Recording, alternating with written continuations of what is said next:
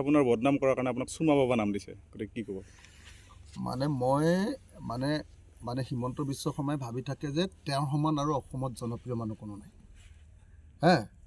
সেইকাৰণে মোক যেতিয়া মই বিপদত পৰা হিমন্ত বিশ্ব শৰ্মাই তেওঁ কি কৰে, অৰুণোদয় দিয়া মহিলাবিলাকৰ লগত ফটো উঠি একদম হুলস্থুল কৰে, মোক বহুত ভাল পায় এনেকৈ কৈ থাকে না নাই?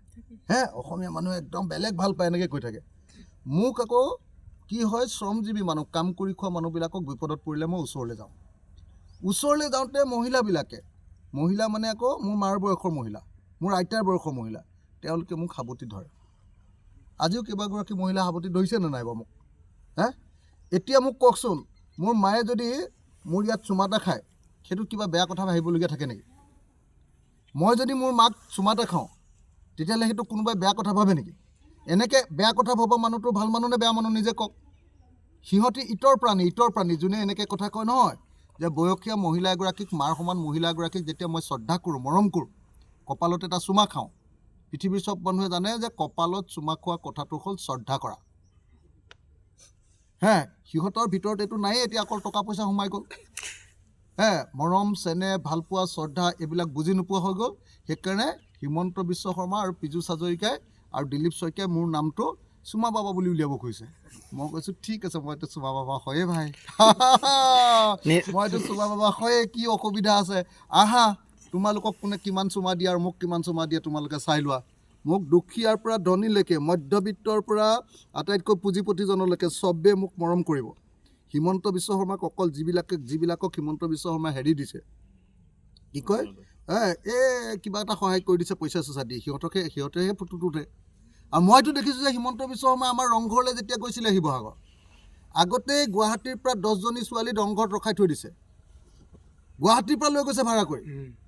গৈ যেতিয়া হিমন্ত বিশ্ব সোমাইছে, সেই ছোৱালীকেইজনী একদম ফটো তোলা এনেকৈ চেল্ফি তোলা ভাও দিছে। এইটো ফিটিং মাল বস্তুটো, বুজিছেনে নাই? আমাৰতো ফিটিং চিটিং নাই। আমি আহি গৈছোঁ, জাপ মাৰি পৰিছোঁ, মানুহৰ বিপদ হৈছে, জাপ মাৰি পৰিছোঁ, ৰাইজৰ লগত আছোঁ। ৰাইজে কোনোবাই মৰম কৰিছে, কোনোবাই গালি দিছে, কোনোবাই ধমকি দিছে, কোনোবাই খেদাও দিছে, চব আছে আমাৰ লগত। আমি মানুহ হয়, মানুহৰ বিপদৰ আপদত থাকোঁ। কাইলৈ ইয়াত কোচ ৰাজবংশী মানুহৰ বিপদ হওক, মোৰ বাহিৰে অসমত অহা মানুহ কোনোবা থাকিব নেকি আপোনালোকে চাই লওক। আজি কোচ ৰাজবংশী মানুহে জনজাতিকৰণৰ কাৰণে দাবী কৰিছে, মোৰ বাহিৰে কোনোবাই দৃঢ়তাৰে বিধানসভাত কৈছে নেকি যে কোচ ৰাজবংশীক জনজাতিকৰণ দিবই লাগিব? আছে নেকি কওক আপোনালোকে? বেলেগ কথালৈ নুলিয়াব, আপুনি শুনি লওক কথাটো, আপোনালোকে নিজে শুনি লওক। একদম কোচ ৰাজবংশী, চাহ জনগোষ্ঠীৰ জনজাতিকৰণ কৰিম বুলি কোনোবাই কৈছে নেকি আদিবাসীবিলাকৰ? মইহে কওঁ, আহোম, চুতীয়া, মৰাণ, মটক জনজাতিকৰণ দিব লাগিব। আজিকালি কলিতাবিলাককো জনজাতিকৰণ কৰিবলৈ মই দাবী কৰি আছোঁ। নাথ যোগী, শৰণীয়া কছাৰী, তেওঁলোককো কৈছোঁ। আছে নেকি কোনোবা? আৰু আমি যদি কেতিয়াবা শাসনলৈ আহোঁ, মই সঁচা কথা কৈছোঁ, এই 6 জনগোষ্ঠীৰ জনজাতিকৰণ 100% খাটাং, 100% খাটাং। কোচ ৰাজবংশীক আমি জনজাতি কৰিমেই, কোনেও আমাক ৰখাব নোৱাৰে। আমি কোচ ৰাজবংশীক জনজাতি কৰিমেই। যিদিনাই শাসনলৈ আহোঁ, সেইদিনাই কোচ ৰাজবংশীক জনজাতিকৰণ কৰিম। কোনোবাই ভাল পায়, বেয়া পায়, তাৰ কাৰণে অসমত কোনোবাই যদি নাথাকে গুচি যাব পাৰিব, কিন্তু কোচ ৰাজবংশীক জনজাতিকৰণ কৰিম। মই যদি কাৰোবাক 20 কোটি টকা দাবী কৰিছোঁ, সেইটো মই দাবী চাবি কৰা নাই, দিবহি লাগে। মই য'ৰ পৰা লাগে তাৰ পৰা লৈ আহিমগৈ, মোক পইচা লাগে এতিয়া পুঁজি। আপুনি নিজে কওক, এইবোৰ আপুনি যিজনে ফুড ৰেকৰ্ডিং কৰিছে বুলি কৈছে, কালি মোক কোনোবাই দেখুৱাই আছে, সেই মানুহজনৰ নাম মই সপোনতো আজিলৈকে শুনিও পোৱা নাই, দেখিও পোৱা নাই। আৰু মোৰ ভাগৰ পুৰণি ফটো এখনৰ লগত তেওঁৰ ফটোখন কাটি লৈ যোগ দি, এতিয়া এইটো বিজেপিয়ে মানে একদম মাথা গৰম কৰি দিছোঁ না। বিজেপিয়ে অসমৰ প্ৰত্যেকটো বিধানসভা সমষ্টিৰ পৰা 10,000 বিজেপিক ভোট নিদিয়া মানুহৰ ভোট কাটি দিবলৈ ওলাইছে। মই ধৰা পেলাই দিলোঁ যোৱা 4 তাৰিখৰ দিনা। ধৰা পেলোৱাৰ পাছত মই এনেকুৱাকৈ হাল্লা কৰিলোঁ, কালি কেছ দিলোঁ আমি গোটেই বিৰোধী দলবিলাকে। কালি আমি চিফ ইলেকশ্যন কমিশ্যনাৰ কমপ্লেইন দিলোঁ, আৰু হিমন্ত বিশ্ব শৰ্মা আৰু আমাৰ কি শইকীয়া আছিলে বিজেপিৰ, দিলীপ শইকীয়াক প্ৰত্যাহ্বান জনালোঁ যে আপোনালোকে এই কামটো কৰিছে, আৰু 8:01 পৰা 8:41 যিটো ভিডিঅ' আছিলে, যিটো ভিডিঅ' কনফাৰেঞ্চ কৰিছিলে, সেই ভিডিঅ'টো মুকলি কৰি দিয়ক বুলি চেলেঞ্জ কৰিলোঁ।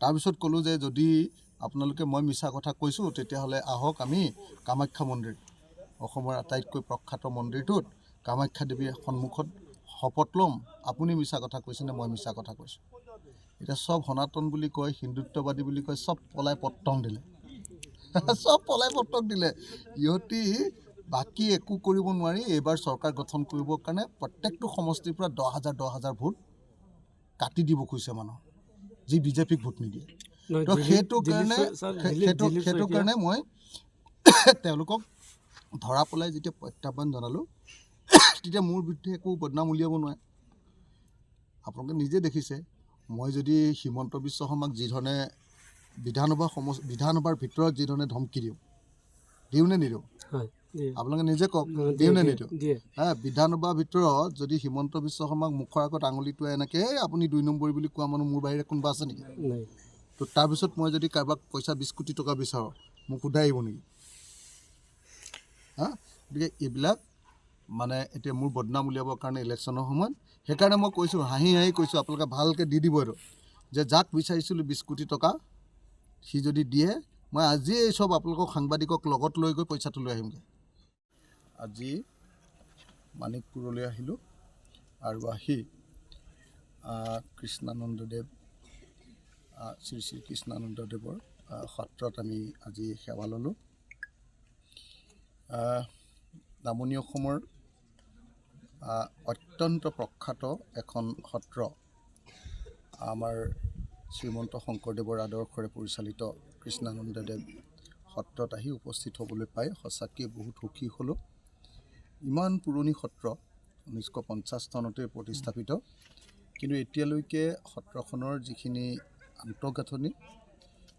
আন্তঃগাঁথনিৰ ক্ষেত্ৰত চৰকাৰে যি ধৰণে সহায় কৰিব লাগিছিলে কৰা নাই মই আপোনালোকক এটাই কথা ক'ব পাৰোঁ যদি আমি এবাৰ বিৰোধী দলে চৰকাৰ গঠন কৰিব পাৰোঁ এই সত্ৰখনৰ কাৰণে আমি বিশেষ পুঁজিৰ ব্যৱস্থা কৰিম যাতে অসমৰ বিভিন্ন সত্ৰবিলাক যেনেকৈ খুব এতিয়া প্ৰখ্যাত ঠিক তেনেকৈ এই সত্ৰখনো যাতে প্ৰখ্যাত হ'ব পাৰে কাৰণ ইয়াত আমাৰ অসম আৰু পশ্চিমবংগৰ লাখ লাখ ভক্তই আহি ইয়াতে তেখেতসকলৰ ভগৱানৰ প্ৰতি সেৱা দিবলৈ আহে গতিকে আমি চেষ্টা কৰিম আৰু মই ব্যক্তিগতভাৱেও আমাৰ ইয়াত যিহেতু আঞ্চলিক পঞ্চায়তৰ সদস্য জিকিছে মহিধৰ ৰায়ক মই অনুৰোধ কৰিছোঁ যে আমি সত্ৰখনৰ অন্ততঃ আমাৰ পিনৰ পৰা মই বিধায়ক আৰু আমি আঞ্চলিক পঞ্চায়তৰ আমাৰ যিখিনি মানুহ আছোঁ আমি গোটেইখিনিয়ে মিলি ইয়াত ধুনীয়াকৈ আমি যাতে পানী যোগানৰ ব্যৱস্থাটো কৰিব পাৰোঁ তাৰ কাৰণে দায়িত্ব এটা ল'ব খুজিছোঁ নিৰ্বাচন যিহেতু চমু চাপি আহিল ইতিমধ্যে কংগ্ৰেছৰ লগত আপোনালোকৰ আসনৰ ভাগ বতৰা চূড়ান্ত নহ'ল আপোনালোকে কাৰ্যনিৰ্বাহক সভাত ইতিমধ্যে সিদ্ধান্ত লোৱা বা আলোচনা হোৱা বুলি কৈছিল কিমানখন আসন বিচাৰিছে কিমানখন আসন বিচাৰিছোঁ সেইটোতো মই আপোনাক ক'ব নোৱাৰিম সেইটো আমি আলোচনাৰ মজিয়াত কৰিম আৰু আপোনালোকে যিমান কাজিয়া লগাবলৈ চালেও আমি বিৰোধী দলকেইটাই কাজিয়া নালাগো এইবাৰ কাজিয়া লাগিম অকল বিজেপিৰ লগত হিমন্তক ব্ৰহ্মপুত্ৰত দলিয়াই কিন্তু মুখ্যমন্ত্ৰী কথা একদম খাটাং থাকিব আমাৰ ইতিমধ্যে বিৰোধী পক্ষৰ বুজাবুজি হৈ গ'ল আমি এলায়েন্সত আহি গ'লোঁ এতিয়া চিট বিতৰণ কৰিবলৈ বাকী আছে মই অকণমান বেছি কেইটামান চিট পাবৰ কাৰণে ময়ো কথা ক'ম তেওঁলোকে চিট বেছিকৈ পাবৰ কাৰণে তেওঁলোকেও কথা ক'ব এইটো চলি থাকিব এইটোক লৈ আপোনালোকে আমাৰ লগত লাগি থাকিব নালাগে বিজেপি আৰু এজিপিৰ ভিতৰত যে কাজিয়া চলি আছে নিউজ এটা কৰকচোন সেইটো হ'লে আপোনালোকে সাংবাদিকবিলাকে নিউজ নকৰে আমাৰ বিৰোধী পক্ষকেইটাৰ মাজত কাজিয়া লগাবলৈ আপোনালোকে দপদপাই থাকে ৰাতি টোপনি নাহে নহয় বিজেপি আৰু এজিপিৰ ভিতৰত যে কাজিয়া লাগি আছে UPPLক যে লাট দিলে বড়ো দিলে নে নাই সেই কথাটো এবাৰ নকয় কেলে UPPLক ল'বনে BPFক ল'ব দুটা নিউজ কৰকচোন কালি কিন্তু মুখ্যমন্ত্ৰীয়ে কৈছে যে অখিল গগৈ 2টাৰ পৰা 3টা চিট দিলে যে সন্তুষ্ট হ'ব হিমন্ত বিশ্ব শৰ্মা মোৰ মেনেজাৰ নেকি মই কেইটা চিটত সন্তুষ্ট হ'ম তেওঁ মোৰ মেনেজাৰ নেকি মই তেওঁক এপইণ্ট কৰি থৈছোঁ নেকি আমি আমাৰ দলে সিদ্ধান্ত ল'ম কেইটা চিট লাগে 2টাতো সন্তুষ্ট হ'ব পাৰোঁ 1টা নহ'লেও সন্তুষ্ট হ'ব পাৰোঁ আৰু 25টা নহ'লেও নামানিব পাৰোঁ কেনেকৈ জানো তেওঁ জানে নেকি এইটো কথা তেওঁতো নাজানে এইবিলাক কথা কৈ লাভ নাই হিমন্ত বিশ্ব শৰ্মাই কৈছিলে বোলে 20টা লাগিব বুলি অখিল গগৈ কৈছে আমি 20টা লাগিব বুলি কৈছোঁ নেকি তালিকাখন চাই লওকগৈ তেওঁ বোলে বহুত চোৰাংচোৱা থাকে কংগ্ৰেছৰ ভিতৰত আমি যে তালিকা দি দিলোঁ তেওঁ গম পায় নেকি কেইটা আছে একবাৰ কওকচোন আমি কেইটা তালিকা দিছোঁ বেছি উস্তাদি আমাৰ আগত মোৰ আগত হিমন্ত বিশ্বই মাৰি লাভ নাই বেলেগৰ আগত মাৰিব পাৰিব, বেলেগক ধমকি দিব পাৰে। মোক ধমকি দিওঁতে আপোনালোকে বিধানসভাত দেখিছেনে নাই? মই কি ক'লোঁ? মোক কৈছিলে বোলে তই সদায় জেইলত যোৱা মানুহটো আকৌ জেইলত ভৰাম এনেকৈ কৈছিলে। মই বোলো মই জেইলত গৈছোঁ 36 বাৰ, কিন্তু দেশৰ কাৰণে গৈছোঁ। আপোনাৰ নিচিনাকৈ মানুহ মাৰি আৰু পইচা তুলি যোৱা নাই, আলফাৰ নামত পইচা তুলি যোৱা নাই। আৰু মই 36 বাৰ জেইলত যোৱাৰ পাছতো মোক একবাৰো পুলিচে মাৰিব পৰা নাই, কাৰণ মই 2 নম্বৰ কৰাই নাই, অকল ৰাজহুৱা আন্দোলনত গৈছোঁ। আপুনি যে পইচা তুলি যাওঁতে একদম কাপোৰ খুলি পিটিছিলে, এইটো মনত আছে নাই বুলি ক'লোঁ। পাৰিব নেকি কোনোবাই মুখ্যমন্ত্ৰীক তেনেকৈ ক'ব? নহয় চাওক, মুখ্যমন্ত্ৰীয়েতো কৈ দিলে যে হয় আমি ভোট কৰ্তন কৰিব খুজিছোঁ। খালি মুখ্যমন্ত্ৰীয়ে কৈছে যে মিয়াৰ ভোট কৰ্তন কৰিম। কিন্তু আমাৰ আপাৰ আছামত মানে মই য'ত খেলোঁ তাত মিয়া নাই, কিন্তু তাতো 10,000 ভোট কাটিবলৈ লৈছে। আমাৰ আহোম মানুহৰ ভোট, অসমীয়া জাতিটোক যি বনাইছিলে সেই আহোম মানুহৰ ভোট 10,000 কাটিবলৈ লৈছে। মোৰ সমষ্টিৰ পৰা, আমাৰ মৰিয়নি সমষ্টিৰ পৰা 10,000 ভোট কাটিবলৈ লৈছে। একজনো তাত মিয়া মানুহ নাই। আমাৰ পিনে মিয়া মানুহ নাই নহয়, আপোনালোকৰ এইফালেহে মিয়া মানুহ আছে। আমাৰ পিনে মিয়া আমি দেখিয়ে পোৱা নাই। কেতিয়াবা এই কাম কৰিবলৈ গ'লে দেখোঁ, কেতিয়াবা এই ভগা বস্তু আনিবলৈ কিবা যায় কিছুমান মানুহ, সেইবিলাক দেখোঁ। আমাৰ পিনে নাই নহয়। আমাৰ পিনে মিয়াটো শব্দটো শুনিছোঁহে, আমাৰ পিনেতো মিয়া মানুহ নাই। আমি চব খিলঞ্জীয়া মানুহবিলাক তাত আছোঁ।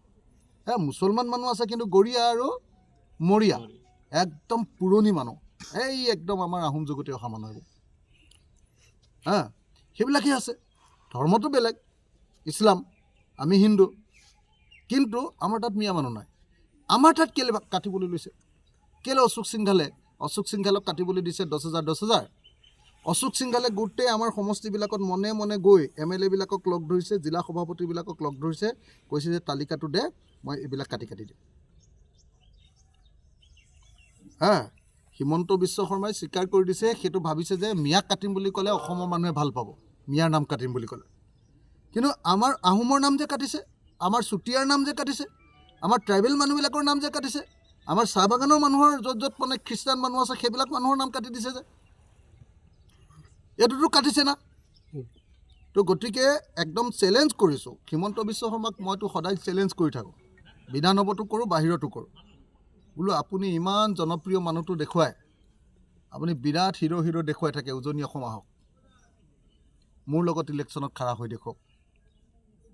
যদি আপুনি জিকে মই ৰাজনীতি বাদ দিম, আৰু মই জিকোঁ যদি আপুনি ৰাজনীতি বাদ দিয়ক।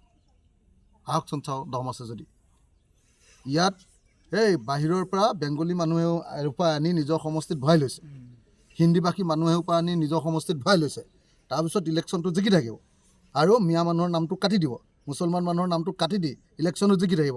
আহক মোৰ সমষ্টিলৈ, উজনি অসমৰ যিকোনো এটা সমষ্টিলৈ আহক, দম আছে যদি। মোৰ সমষ্টি নালাগে বাৰু, মোৰ সমষ্টিত ক'ব যে এই তই আগতে ইলেকশ্যন খেলি থৈছ, কাম কৰি থৈছ, তাত তই জিকিবি, সেইটো কেলৈ কৈছ? মোৰ ওচৰৰ এটা সমষ্টিলৈ আহক। মৰিয়নি সমষ্টি, মই কৈ দিছোঁ, হয় মৰিয়নি নহ'লে শিৱসাগৰ। হিমন্ত বিশ্ব শৰ্মা মোৰ লগত ইলেকশ্যনত আহক। বৰ্তমান